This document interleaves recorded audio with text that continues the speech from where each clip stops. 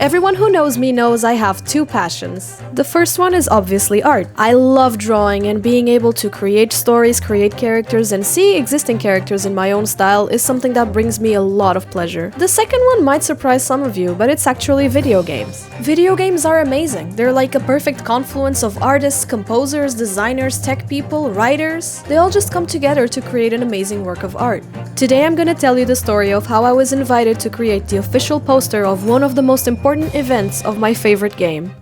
Super Smash Bros. Ultimate for the Nintendo Switch came out in December of 2018, and it quickly became one of my favorite games of all time. Was that because of the beautiful graphics? Because I could play as iconic, beautiful Nintendo princesses? Was it because the game is super fun? Nope. The answer actually lies on the game's competitive community. If you don't know what Smash is, it's basically Nintendo's fighting game. It's a platform fighter with a huge roster of Nintendo characters and some third-party characters as well. And if that's still confusing, it's the game where Mario beats up Pikachu. And yes, it's got Minecraft characters on it. Surprisingly, and as unserious as the game's concept sounds, there is quite an active competitive community around Smash. Heck, even I played this game competitively at some point. Yes, Portugal has a scene. We're small, but we exist. As you could expect though, the biggest majors happen in countries like the US and Japan, where the top of the top players compete to see who's the best. These majors usually have thousands of people, and Smash Ultimate has so many characters, it's always incredibly exciting to see who's gonna come out on top. Sometime after I joined the community and started following the competitive scene, I started providing art services to players and orgs. Both in esports and in content creation in general, artists are very important assets. We create the graphics, the emotes, the merchandise. We can all say that without tournament organizers and artists, the community would simply not exist. And spending all these years being an artist for the Smash community has made me love the game even more. I might not compete anymore, heck, I don't even play the game anymore. But when I think about all of my experiences, my work opportunities, and the people I've met, I can't really help it but say this is my favorite video game.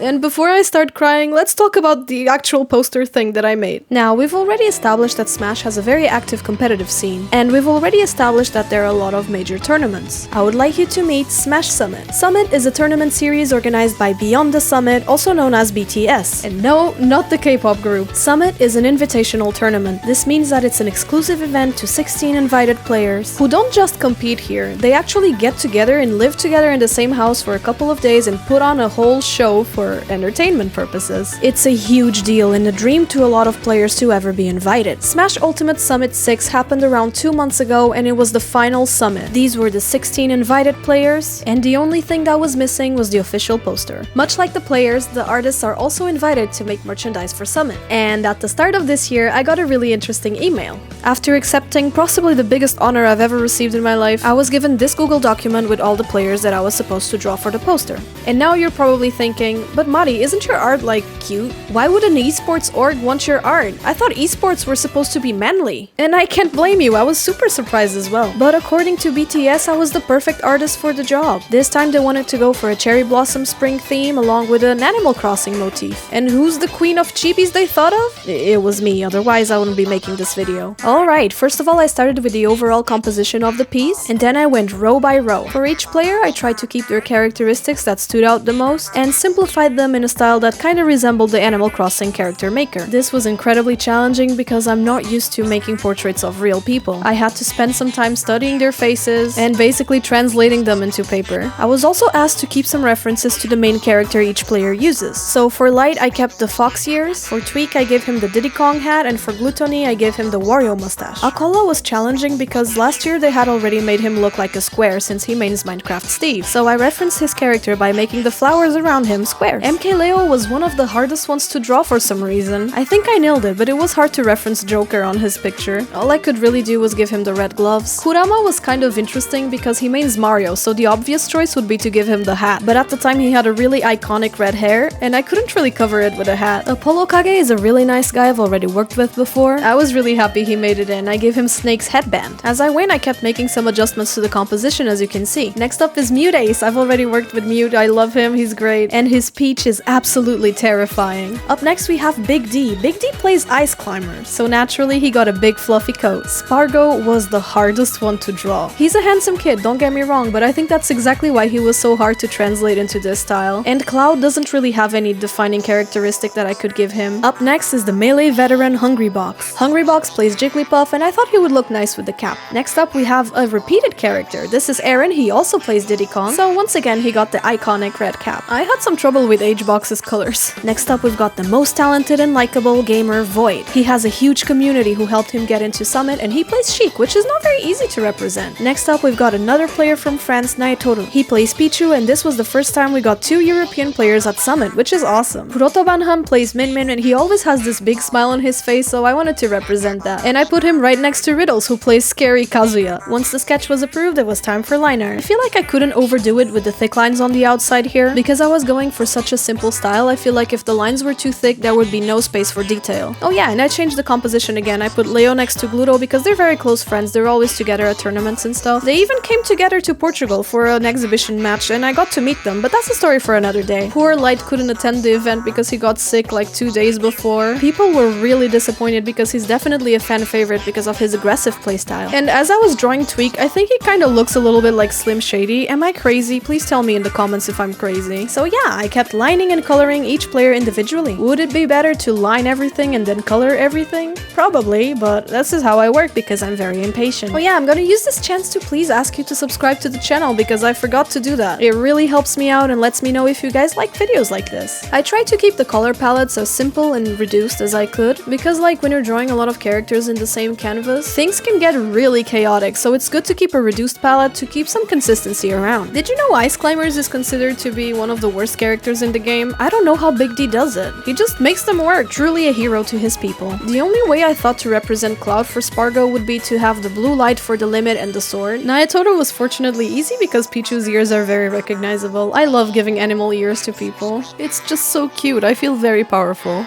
It's still completely insane to me how I was invited to make the poster for the final summit. It's like, after dedicating 2 or 3 years of your life to this video game that you love, your talent and your hard work gets recognized by community leaders, and to me that's like, it's amazing. Like, coming from a small country that has no esports culture, it feels unreal. Anyways, back to the drawing, I made some changes that BTS asked me to, and for Aaron's cap I wrote the words Nihon Daisuki because he was in Japan not too long ago and he really liked it and everyone really liked him as well, so I thought it would be sweet to add that. So Banham plays both Lucina and Min Min, but I thought Min Min would be easier to recognize because of her design. And finally, I gave Riddles some Kazuya Mishima characteristics, like the reference to Electric Wind God Fist and the Red Demon Eye. The lightning is not a reference to low tier god. I don't know why so many people asked that.